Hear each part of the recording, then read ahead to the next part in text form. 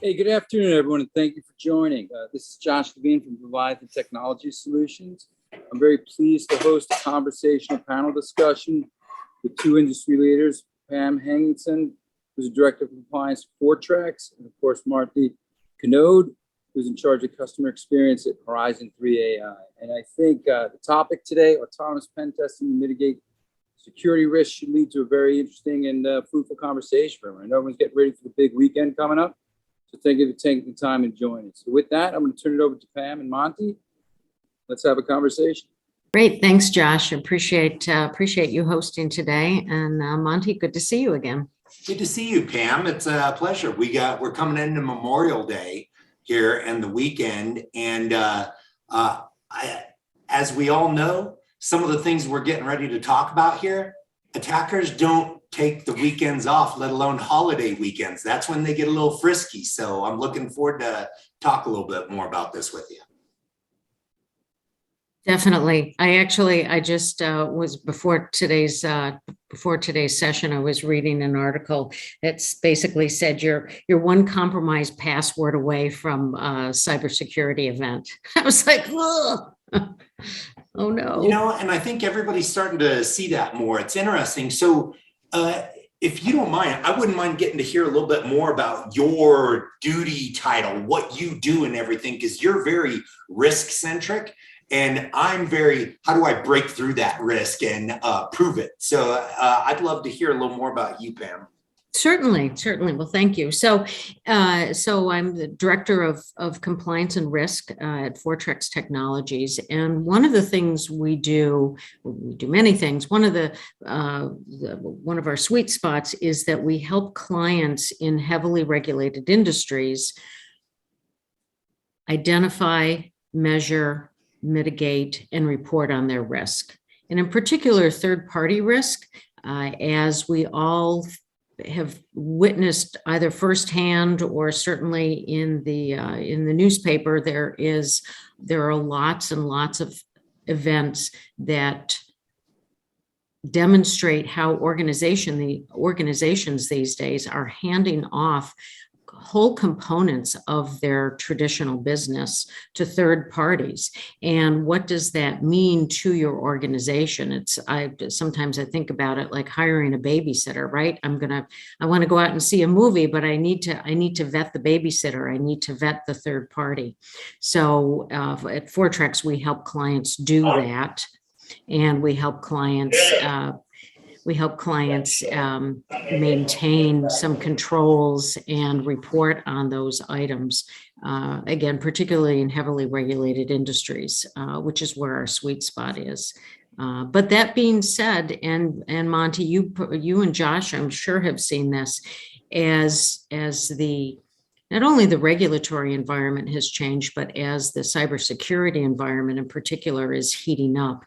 And just, it's not about what do I have to do to protect my organization and keep the regulators happy, but what do I do to protect my reputation? How do I protect my financials? And that's so that's a lot of what we help our clients do and advise them, and actually provide some materials and some programs to do the work for them if they don't want to do it themselves.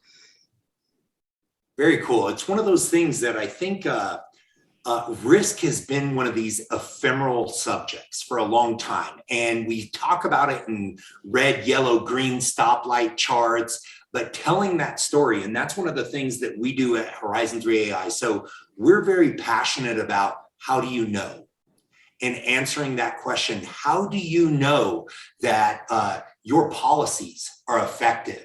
How do you know that they're actually implemented? How do you know that your tools are doing what you have spent that money to do? And so we believe the only way to know is to attack it.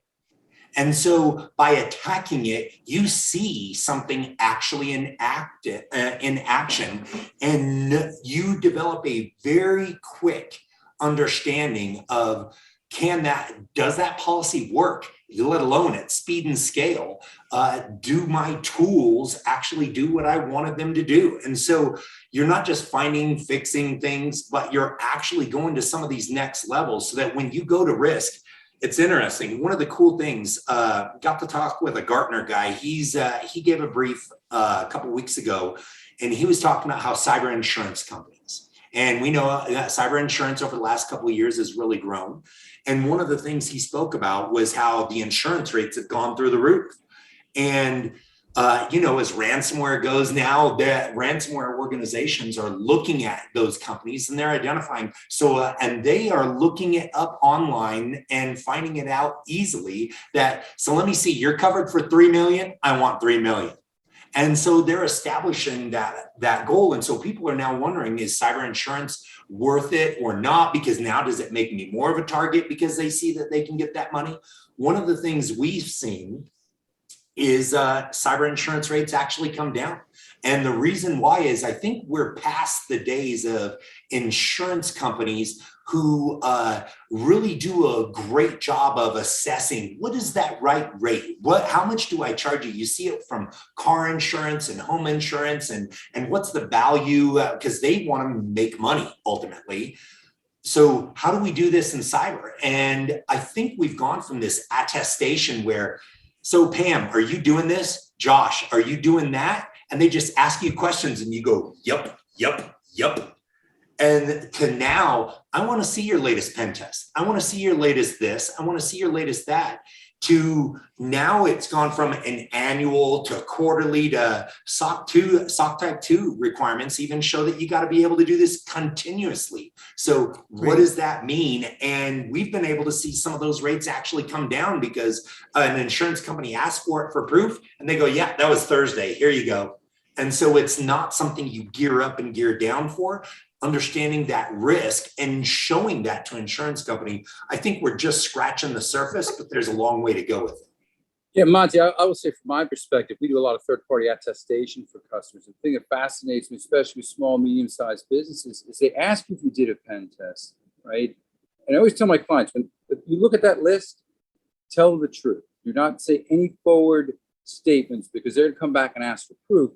But what fascinates me is they ask if you did the pen test, but they don't ask if you remediated the problem, right? So one thing is say, yeah, we got a network, it's all messed up. We got these 10 things that we need to fix. And the other thing is come back and say, we fixed them. And I think that's going to be next. And I think that plays into what you guys are doing because not only are you going to have to prove you fixed them, then you got to prove the fixes work, right?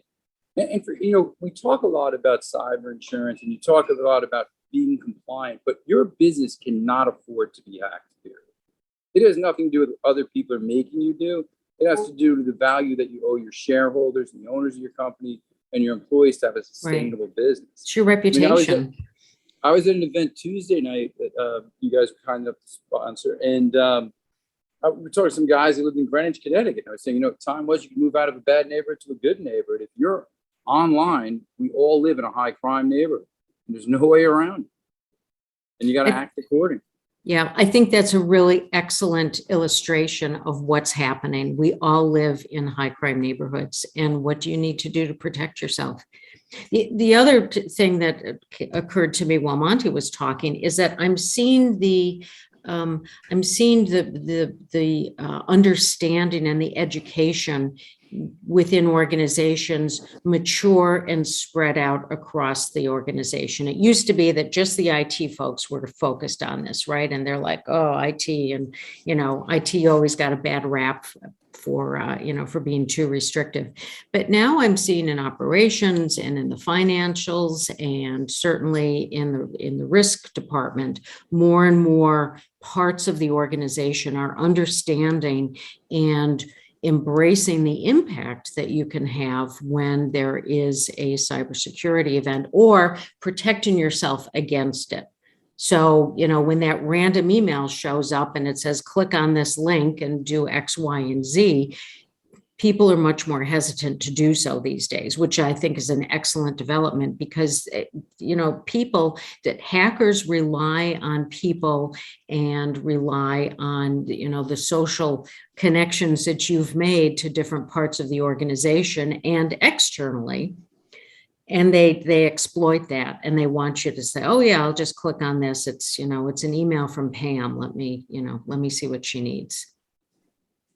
Yeah, that's I'm glad you brought that up, because that is, and especially as we come into this weekend, think about the social engineering that has gone on around the Ukraine, and donate here, donate there. There's a lot of pain points, and they take advantage of people's good hearts, their gullibility. And we see it, whether it's I don't know if you guys remember that Southwest commercial when that woman clicked on a link, and then next thing you know, the virus replicates all around, and it's like, want to get away. And it's amazing. That was a commercial about 5 years ago, and now we're seeing that put into action much more. And so I think what we're really starting to understand with risk is that it's a lot closer to home. When you talk about it in a neighborhood, I think we thought we see some like the Colonial Pipeline get hit, and all of a sudden gas prices go up. People are backing up in lines in North Carolina, and it has a visceral impact to us. We're starting to see that, well, we're no longer accepting Russian passports. We're not going to allow flights in. So what do? Take down a ticketing system, and it makes it that much harder for a company to go out there. It's, I think what we're starting to understand is cyber doesn't just exist in this separate world. It has impacts on us that create a physical risk. When we see, I mean, for God's sakes, the president was just bragging about shipping in baby formula for us now. There are things that we're starting to understand in our own supply chain that we did not view in the same way. And so if I got one last point on this, when we talk about SolarWinds or Kaseya, and SolarWinds hit a year and a couple months ago. Kaseya was about a year ago. And when we start looking at those as supply chain threats, when you talk about third-party risk, we looked at those for a long time as just great capabilities to have. And what does it need? Oh, it needs a credential and an agent, and it needs to be all over my network. Sounds good. I'm going to get some amazing insights. But we never viewed it as a threat. And all of a sudden, SolarWinds gets hacked, and now they're a victim. But they're also, that Venn diagram overlaps, and now they're a threat. And what that means to me going forward, I think for the first time, boards and CIOs are really starting to take a step back and go, hey, wait a second, what is my risk here? I need to view some things a little bit differently. Do you think, is that, that's how we're seeing a pivot and change on the view of risk? Right. Yeah. So, okay, I'll go quick. Yeah. So two things. You mentioned supply chain, and supply chain in, rewind, say, I don't know, 3 to 5 years, supply chain was about building widgets, right? And I need, to make purple widgets, I need these 5 components from 5 different parts of the world. And then they go to, I can build my widgets. Now, supply chain, that I'm seeing that term evolve into more of, who are providing me critical components to provide funds transfer functionality in my organization, and where are all those bits and pieces aligned, and where are the vulnerabilities? Which I think Monty circles back to where, we're looking and thinking about risk. I'm glad you brought up the board of directors, because what I'm seeing from a regulatory perspective, but also from a best practice perspective, is that there needs to be an appropriate skill set at the board. Someone at the board who's got a seat at the table at that level of the organization needs to have a clue about cybersecurity and what that means in an organization. And I think for far too long, I've experienced this personally when I actually worked in banking. it always got to pass, right? They're like, oh yeah, it's fine. Don't worry about it. Nobody, it's fine. If IT is happy, I'm happy. It's end of it.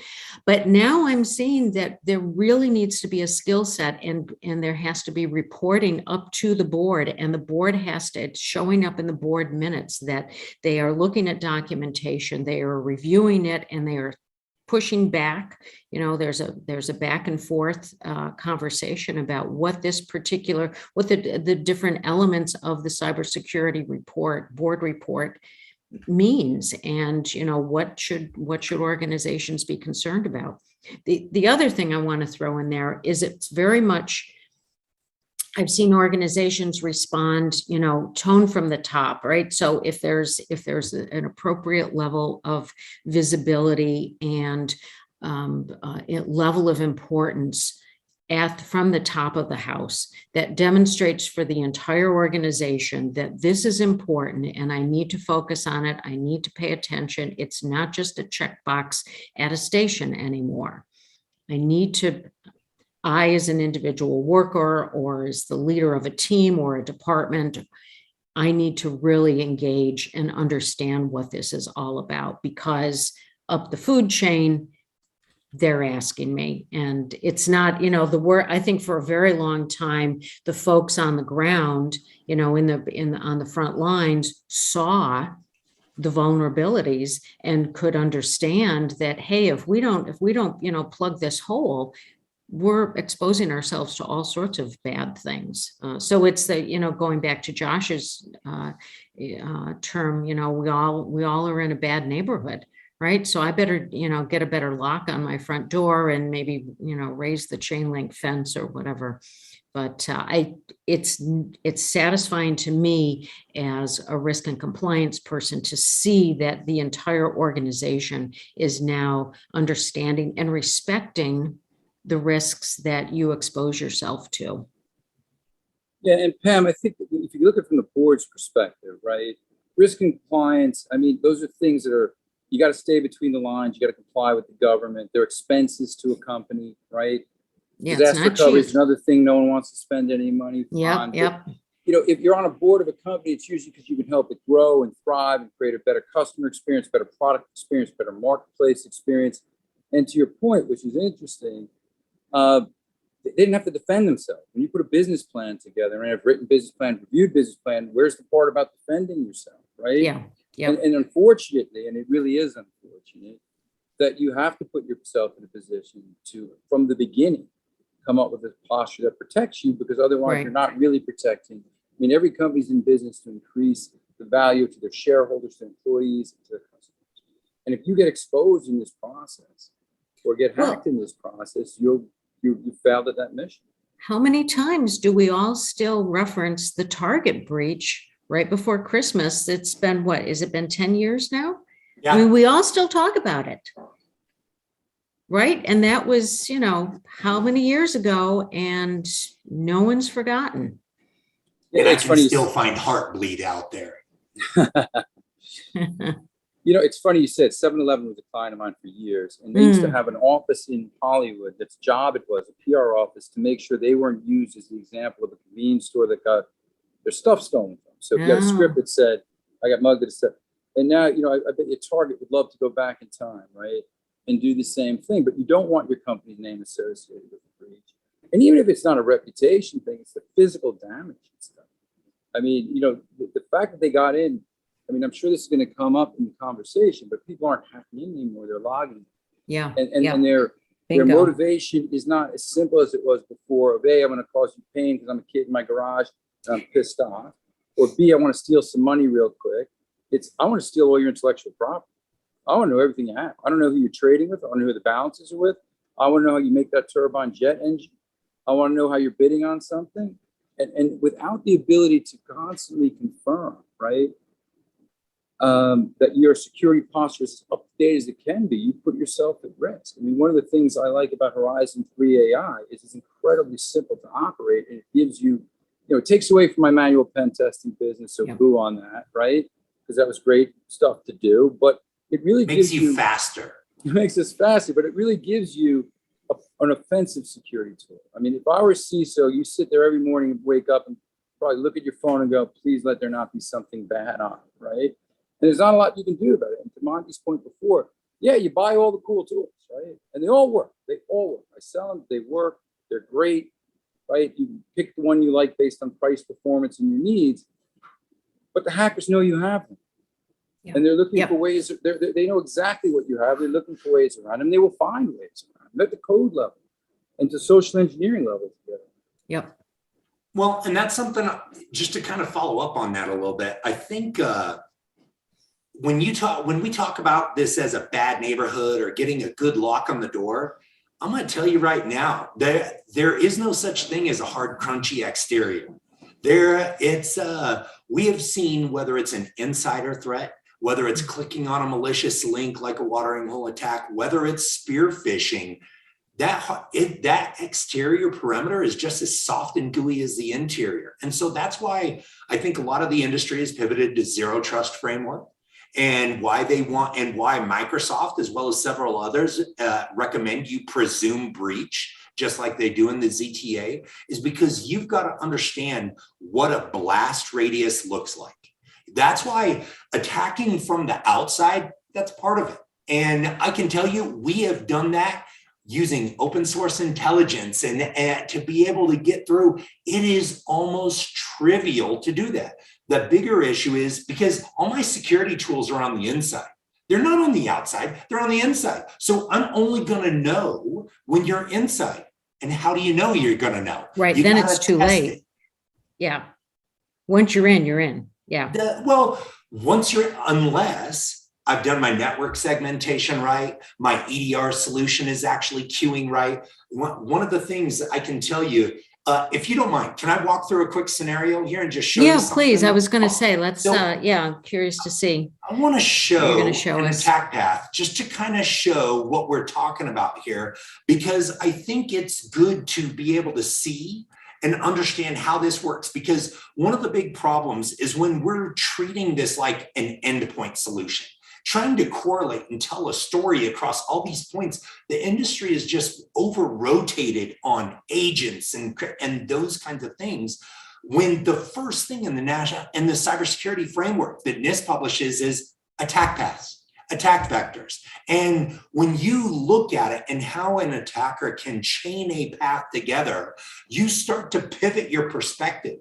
And this is why I can tell you, former military, and so this weekend is going to be pretty darn important for me paying homage to those who have come before us and everything and paid that ultimate sacrifice. Understand it. We would always, before you ever went out on an operation or you did anything, we're not deploying forward unless you have been through some exercises. You've gone through and you've had what we would call an OP4, and they would attack and you would get a feel, so you start to develop that muscle memory.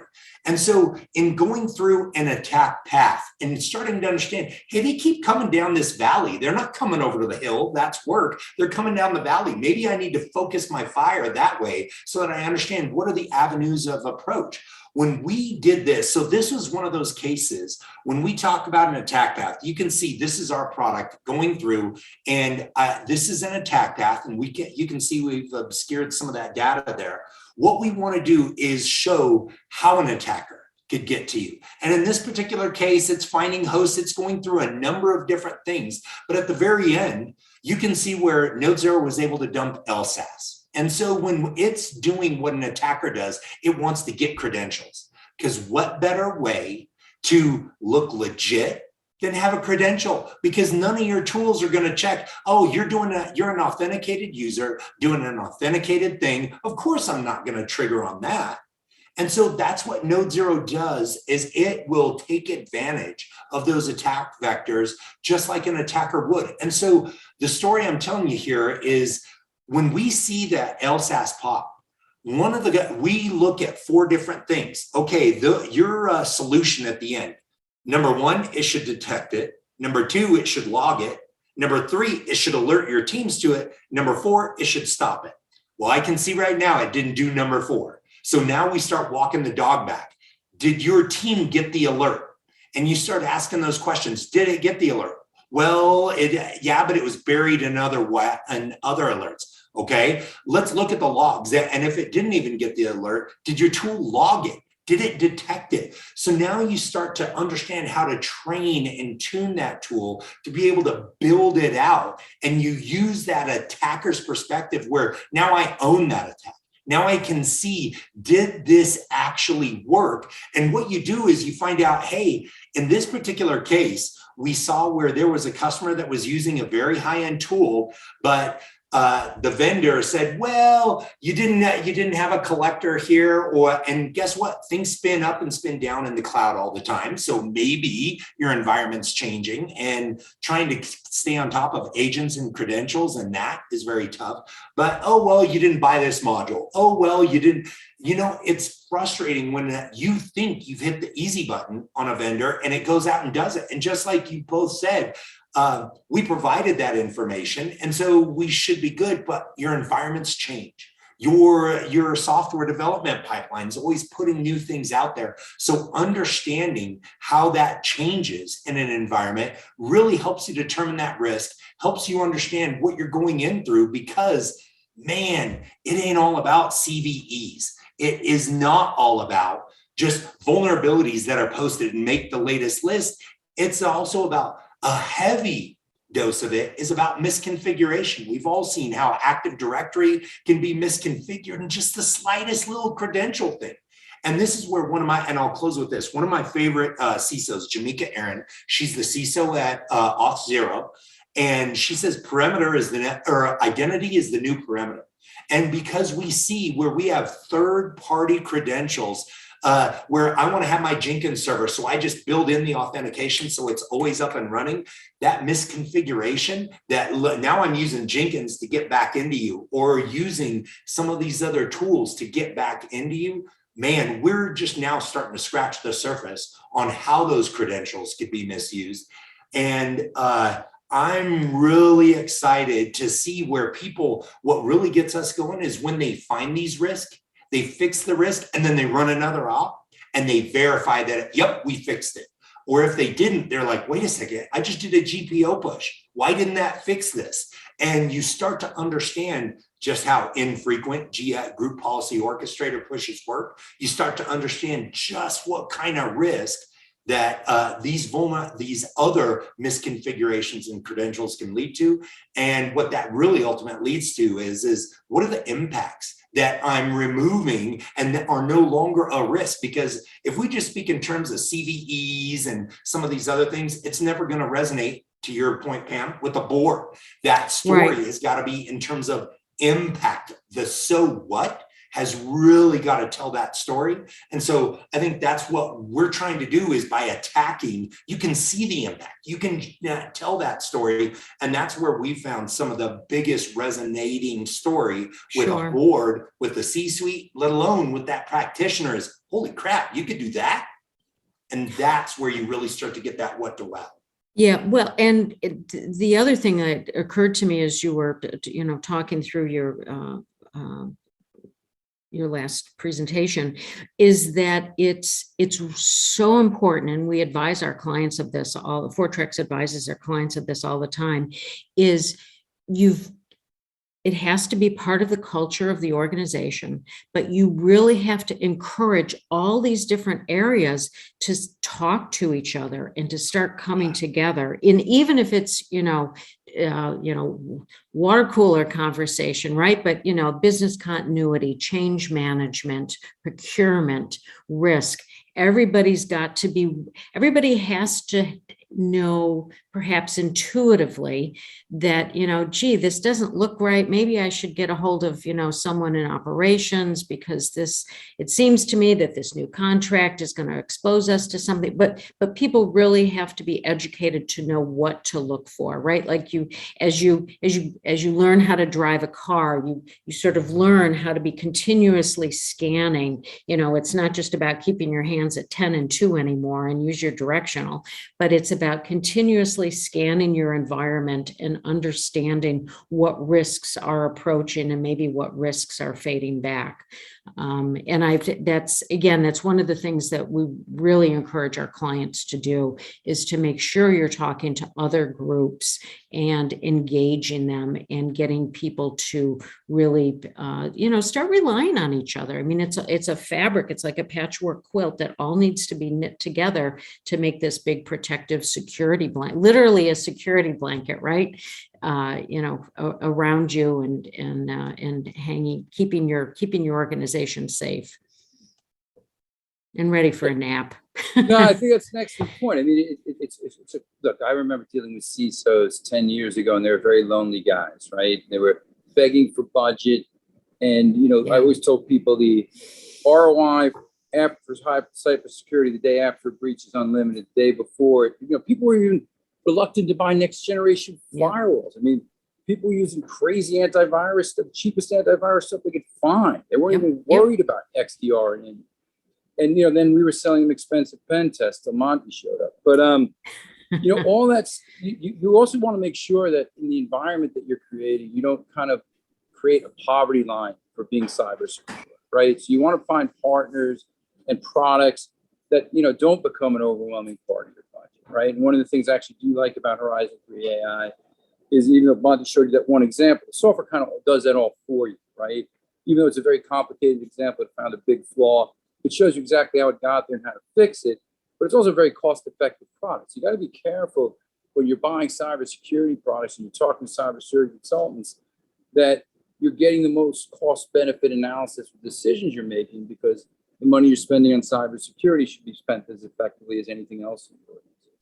Very much. And I want to follow that up, because we've been talking about risk, like risk to environment. Let's talk about risk in terms of HR and the hiring talent that it is hard to build somebody who is extremely competent at hacking. Nation state level people do not come along every day, and we will pay good money for it. If you look at, so let's just talk about the evolution real quick. When you talk about traditional pen testing, what Josh and some of his team has done, when you get into some of the, like Accenture and where they consult out and they do that big level, there's always been not just a risk in the terms of there's a cost that's associated, but there's always the question lingering, is their agenda and their goal to pwn me and embarrass me? Because how that traditional pen tester viewed it was, or how we viewed it as was, I got to get domain compromised, because how I show value is when I embarrass them, then it goes, wow, these guys were really good. And now all of a sudden, well, my impetus to hire you to embarrass me goes way down. And so understanding that difference in traditional was one thing, let alone it was a couple of people. And it was slower, and we had to schedule them out because there's only so many people who have those own that capability. Then when you went from traditional, we started seeing crowdsourced. So Bug Bounty, HackerOne, some of those, you can go out to Cobalt.io and hire the same Romanian purple-haired girl to come into your network. Well, I'm not sure I want to do that. And let alone the talent competency across each of them, you don't know what you're getting because it is a crowdsourced pool, let alone, does the GRU have somebody working for them? I don't know. And they're extremely capable. Then you went to automated. And when you talk about automated, that's where I have to tell it what to do at every single step of the way. That's like breach and attack simulation. That's some of those. And when you talk about that automated, well, now I'm telling it what to do. I got to put an agent at every single one of those.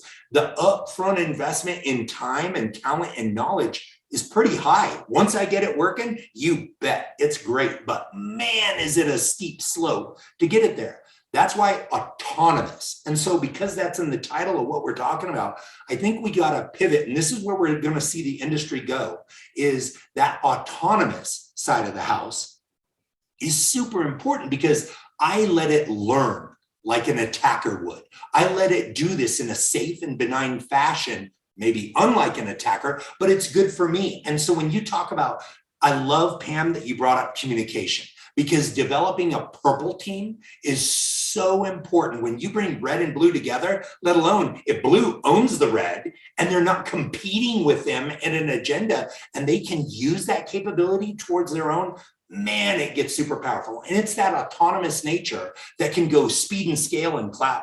So when you talk about what a traditional pen tester can do over a week, let alone when I can make 1,000 decisions in the time it takes a traditional pen tester to make one, that's where you really get into speed and scale. That's where you start to understand what could an attacker do in my environment.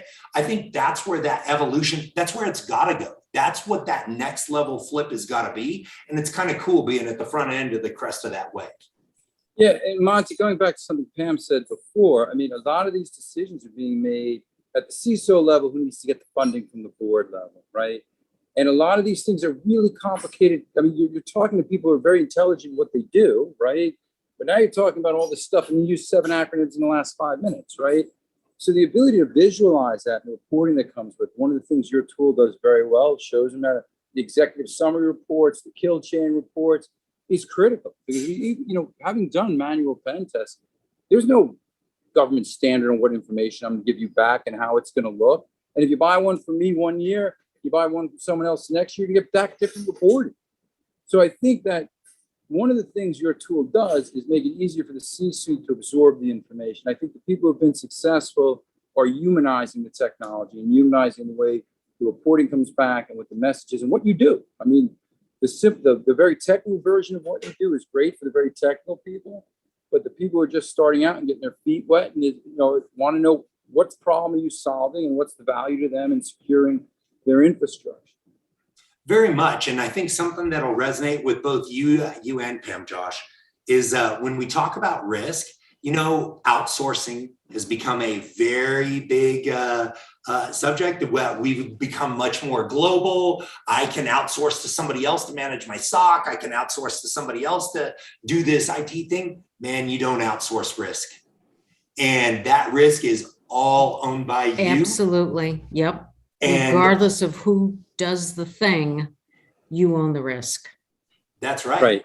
And even if you don't feel you own the risk because you signed a piece of paper and you signed away, you're the person who will suffer when that risk takes place, when you get violated. 1,000%. And it's going to be interesting to see. There's a lot of, it's going to be interesting how what they demand of their supply chain partners in terms of their cybersecurity. I'm starting to see some of my clients, when they're signing big contracts with other clients, especially quasi-government clients, financial service clients, we're asking them to fill out audits.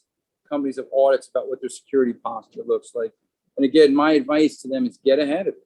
I mean, this isn't just to promote your stuff, but telling people you're doing weekly or monthly or annual pen tests, they have no idea what level of effort that means.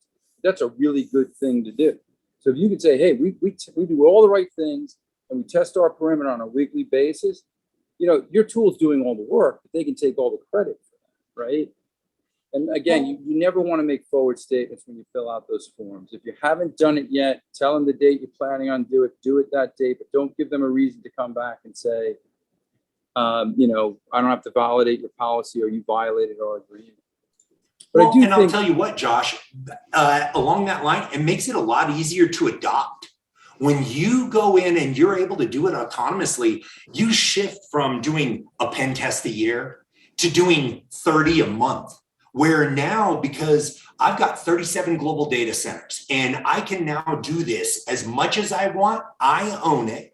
I can run it as much as I want. I can take that and move forward with it. That's so incredibly valuable. When you shift from, hey, it costs us $50,000 a pop to do a pen test, I see them for a week and then it comes back to, hey, it's kind of like Netflix. You're saying I can watch as much as I want and I can do this. So it's only when that cost per comes down to $300 a pop, one of the cool things that we got to see, and when you see that impact, that's one of the things, Pam, we're showing that weaknesses per host, even as ransomware goes on, even as more go down, and you see that constant go down, man, what CEO doesn't want to see that risk where you can show risk coming down? And it becomes a visceral thing when you can show the SLAs for the service level agreement. So one of our fastest growing partners is MSSPs. And much like those like Josh and Group, where they were originally viewed as a threat. Now they view it as a force multiplier where,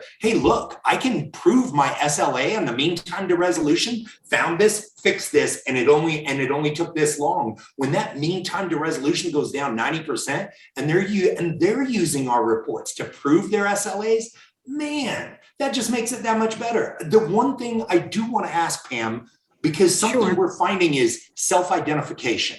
When this notion of we found it, we're fixing it, see where we found it, see where we fixed it, is that something you're seeing more in a cyber risk side? We're seeing it more with auditors where they're appreciating self-identification. Right. Is that something right. you guys are seeing more as well? Well, so I'm definitely seeing it on the audit side, and I'm also seeing a shift, a big shift actually on the regulatory side. One of the things that, in fact, I went to an SEC hosted webinar a couple weeks ago, and they clearly stated that they don't want to be dinging organizations anymore. They want to be advising and consulting and helping, spread the word if there's a vulnerability out there that anyone using this piece of software is now exposed to. They want to help spread the word. So they are encouraging self-identification, and that's, at least in the financial services industry, that's a big shift, because it used to be, oh, I found this, oh, let me go away, fix it, and then come back and, oh yeah, we're fine. But now we're seeing more of organizations being encouraged and responding to a more consultative environment and relationship with not only each other, but with the regulators. The other thing, just to throw in there, that I've become aware of is we're moving towards an environment that is where we're learning from each other's mistakes or from each other's vulnerabilities, I guess I should say. And I think that's really important, because we're learning, right? We're looking back on history, whether the history is last week or 2 years ago, we're looking back and we're seeing, okay, what could we all have done better? And how can I build a more robust profile and more robust protection around my network? Yeah, and Pam, I think everyone wants to help everyone. I mean, I don't think there's secrets here, right? That's, it's not like I figured out how to protect myself and I'm not going to share with someone else. But going back to a comment that Monti made, the reason MSPs like this service, right, is one, even if they tell their customers, hey, you got to do a pen test every year, and they don't do it, or they do it, the second they do that pen test, let's go with this scenario, they did it, they, in the client's mind, they're good, right? Nothing's changed, the world doesn't change, I did a pen test, I should be safe. The MSP knows it's not true, right? Because the threat profile is constantly evolving. But the other reason MSPs like this, because having just run an MSP, is one, it's ongoing, it's a solution. Customers want solutions, right? They're depending on the size and scope of the client, a lot of it, hey, help me protect my endpoint, help me do my pen testing, tell me what kind of framework I need to really put up a cybersecurity solution that's economically viable and gets me to where I want to go. And there's another reason that we haven't mentioned so far, which was a big reason we adopted it in my last company. We're adopting this company. There's a huge talent shortage. I mean, guys with cyber in the names are demanding a ton of money.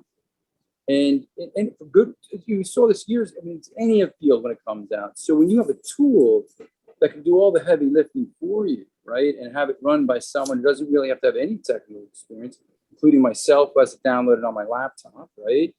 And then brings you back coherent in plain English reports of what to do to fix it. That saves you having to hire a lot of people. And by the way, no one wants to hire people to do cybersecurity, offensive pen testing. They have to. So if you can get tools, which you've seen this evolution before in our business, where the tools become more and more intelligent, even the SIM tools have become more and more intelligent. You don't need as many people to run them, right?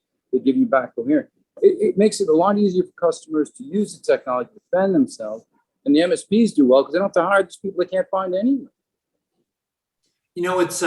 It's one of those things that whether it's an IT tool or you're downloading an app to your iPhone or something, there's a moment when you get it, when you kind of understand and that story makes sense. There's a reason why things go viral, because they start to realize, holy cow, I had no idea this matters to me. And so in making that story personal, I think that's one of the things when we start talking about cybersecurity and risk, when you make it personal, visceral, let alone, just like you said, Josh, understandable, that's one of the first design criteria of any web page or software is it's got to be simple and elegant. When it's simple and elegant and it lets me move forward, and it's not just static, but it can also be dynamic and grow with me. And it's that, to me, is what helps us tell that cybersecurity story so that it resonates with your peers. Because the CFO, if the CFO is like, dude, you're not cost revenue generating, you're a cost sink. If you can tell that story in terms of cost avoidance, brand protection, risk reduction, when you can tell that story, that makes them go, and here's the financial impact. And they go, oh, well, geez, yeah, why wouldn't we? We spent 50 and saved 450. Of course we want that. When you can understand your audience and tell that story, man, that's a powerful, powerful arrow in your quiver. Absolutely, man. In real life examples, we have a mutual client that we deployed your software to. And after, of course, we deployed it, he told me that he was saving about 35% of what he was paying for a manual pen test once a year. So he's paying, and he gave me the exact numbers. And he said, now I'm running a pen test every week. So from a single one-time pen test where you didn't use an outside party to him being able to look at his environment on a weekly basis, he still saved 35%, right? And that doesn't matter. You know, if he had tried to do 2 a year, he'd be saving, more than that, right? The numbers would be exponential. But this way is completely protected. And can I just reinforce, pen test is a point in time. Absolutely. My house wasn't on fire last week. Right. And they know that, by the way. Yes, exactly. Monti brought it up before. I could tell you most of the threats come from our friend in China and our friends in Russia. They're state-sponsored, if not organized criminals. Yep. They're very smart. They know you're going to do a pen test. They know they're going to come out with a new vulnerability that wasn't looked for. When we do those pen tests, we can only look for the stuff we know. There's no future statement about we think there's going to be another thing. And, that's good reason, because if we were thinking that way, that would actually probably make us hackers, right? So, and you're 100% correct. And again, the tools, and I saw it in the SIM tool business, the tools themselves are just doing much of the heavy lifting. Firewalls themselves are doing much. The endpoint, XDR, stuff, endpoint stuff, right? It's starting to do the heavy lifting and alerting, right? The tools and the use of AI to automate the tool, it's an incredibly, powerful way to secure your infrastructure without having to hire him to do it, to be honest with you. I mean, you don't need to hire a CISO or anything. Node Zero doesn't need Memorial Day weekend. It'll just Well, that's it, right? There's no vacation, no sick days, no, personal time, and 50th year anniversary with lunches. And I know we're heading up to the end of the hour, and I didn't know if you wanted to do a demo. Someone did ask the question, how you get started, right? And depending what that meant, right? If you wanted to get started with either Node Zero or Pam's organization, it's the easiest thing is to connect us, and we'll do a more personalized demo. If you're talking about your overall risk or compliance cybersecurity programs, the first thing to do is bring someone in like ourselves to figure out what you have and what your goals are, right? And then you can't just make the decision, and I said this before, I think this is going to come up more and more as people realize how expensive this stuff is. You got to make the decision that says, here's where we want to go, here's what I have today, here's what I'm committed to, here's what I need to add immediately, and what are the economics of doing all those things. And then make a decision based on the economics and what you're trying to achieve. I didn't know, Monty, if you wanted to do a full demo of the product. We've got about 10 minutes left. So we got about 10 minutes. So I can definitely go ahead and dig in. I posted the link to Horizon 3 out there. And what that'll do is when you go out there, you can see where you come to our website. You can click on a demo, go right through. You'll see a couple of our call to action where that'll put you directly in touch with somebody. Or you can even click on start a free trial. And from there, that's where you'll go log in. And here's what I'll show you about how easy this is and how in control. This is where you come to the portal and you can see where we've got the external side, pen test. We've got full documentation to walk you through how to get started and how to set up, so that we'll walk you through and make sure that everything's super easy. But to run a pen test, all you do is you come in, and after you've done it once, it's literally a one-click opportunity to just go back in, but you always own the scope. So you tell it how far you want it to go. If you say, hey, look, I want you to see everything, just click on the button and we'll do a full private IP-based space scope. Or if you even want to start out and you want to say, I want to see what an intelligence scope would look like, where an attacker just landed and it doesn't know anything. We never ask you for credentials. We never ask you to create an agent to install. This is from a Docker host, and it downloads as a container and it runs, destroys itself afterwards. So you don't have persistent risk. You don't got to give it credentials. You don't do any of that. You own the scope. You'll give it a name too. So if you want to give it, this is Josh Levine's first pen test or whatever, you can put that in there. You then can identify the open source intelligence. And Node0 will take a scrape from LinkedIn. It'll look at P. Hamingson, it'll create what it looks like. That's the password spraying side of it. And it'll link those in to see, is somebody using the same stupid password, like password 123? Believe me, we see it all the time. And how could something like that be linked in to your account? You can even put in your Git accounts, your AWS accounts. You decide what attacks you want. We go through an advanced config. Now, there's a lot going on under the hood. I'll tell everybody, just remember, when it comes to vulnerabilities, only about 6% of those matter. 94% don't even matter, don't lead to anything, let alone of those other 6. If it's in a VPC, in a virtual private cloud, it requires multi-authentication, but it's still critical. Maybe it gets down prioritized because something's got to be reachable, vulnerable, exploitable. If you can't get all 3, it maybe doesn't matter as much. So this is where you're deciding what you want to do. And then you come over here. And once you confirm, it's going to generate a launch script. Think of this as a command and control reach back.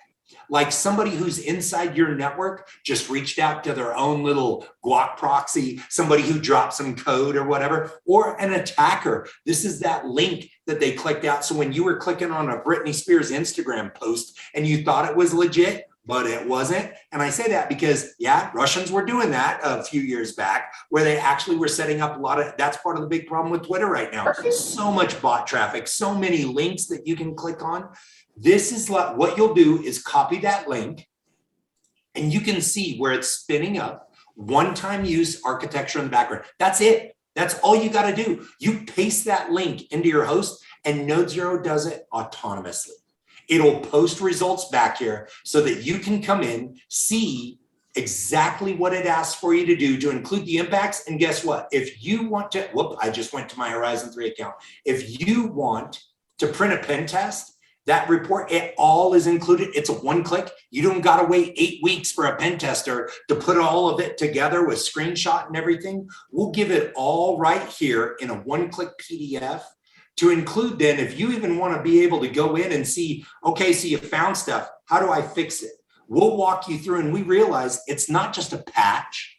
Sometimes it's a mitigation. So what are the options I have? I can go on to the patch, and here's the link on how to patch it. Here's what I can do in Group Policy Orchestrator to include what are some screenshots that walk me through. That's one of the best compliments we got. Was we have a construction firm in North Carolina hires local college students who might be noobs, young interns into their company, and it walks them through exactly how to do it. And so they get laser focused with the right kind of option. So you always own the decision. So that's how we help them find, fix, and verify what matters. And what's really cool is after you found something, let's say you want to fix it. I can come over here, do a one-click verify. And so after I've seen my entire enterprise, maybe I just want to verify this one fix on those hosts, and within 15 minutes, I get an answer. Did it work? Is it still exploitable? Did what I do actually make that go? That's what we want to make sure everybody's able to do, is find, fix, verify what matters. Not a bunch of alerts, not a bunch of things that are just causing me fatigue. What actually matters? And that's how we really start to see cost avoidance with our team, because instead of fixing a bunch of stuff that really doesn't matter, let's focus on what an attacker is actually going to do. That's how quick and easy you can get in and get running with Node Zero. And if I just add to that, I didn't mean to cut you off, Pam, but it actually does run itself, and it does run in the background, so there's no risk to it affecting your day operations. Run it hundreds of times, and it's people run it during the day, you can run it at night, run it whenever you want, but it runs on its own. It doesn't affect anything, and then you can move on and get your results. In the last year, we've run over 5,000 pen tests. You're going to see in an annual report coming out in a couple months what that looks like. We've run more than the top 4 consulting firms combined when it comes to pen testing. So there's a lot of data, and we're definitely every day working hard. You're going to see some of the latest. If you look at us out there and Git, Reddit, a few other hubs, you're going to see where we're developing POC, safe proof of concept exploit so that you can see, am I vulnerable and exploitable? And we're getting it out there before Metasploit, before the others. We're getting a lot of reference in Bleeping Computer, because this is our passion, showing how something could be used to create an impact in your environment. And we want to get it in the product as soon as possible. I'll tell you, our attack team is ridiculously talented and focused on this. If I would highly encourage everybody to go out, check out the website, and you'll see from our Red Team blog exactly how they are trying to make Pam's job much, much harder identifying risk, because we do it up front. We make it that much easier for them to fix. So by the time you guys are coming in, it's like, well, you got to have something for me. Well, and the other thing I really like about this is that it's repeatable, so that I can tell a story, and I can tell a story over time. Over time, and that's yes. So important, because if I'm reinventing the wheel, the pen test every year, what am I measuring? Apples or oranges this year? But instead, if it's repeatable and it continues to evolve in the environment, I think it's a much more mature reporting data, and really shows a maturity at the organization and how they view and monitor and try, offset risk, the various types of risks that every organization is exposed to. You're speaking my love language, Pam. There you go. I think we're almost done, right? So I appreciate everyone joining today. Pam, Monti, if you have any closing comments. No, just thank you for coming, and please, reach out to any of us. I believe we're all on LinkedIn. I'm with Fortrex Technologies, and would love to have a conversation with anyone who's looking to get programs up and running in the risk space. We're here to help. Monti. If you're asking that, you've got to ask yourself the question, how do you know? How do you know? The only way to know is to attack and prove it. Highly encourage you to get out with Leviathan, with Josh and such. Go out to our website. We want to partner. We don't want to pwn. That's what we're all about. Absolutely. And again, everyone, it's Memorial Day weekend coming up. Take a moment over the weekend. Remember why it is Memorial Day weekend. Thank you for your time. Thanks, everyone. Be well.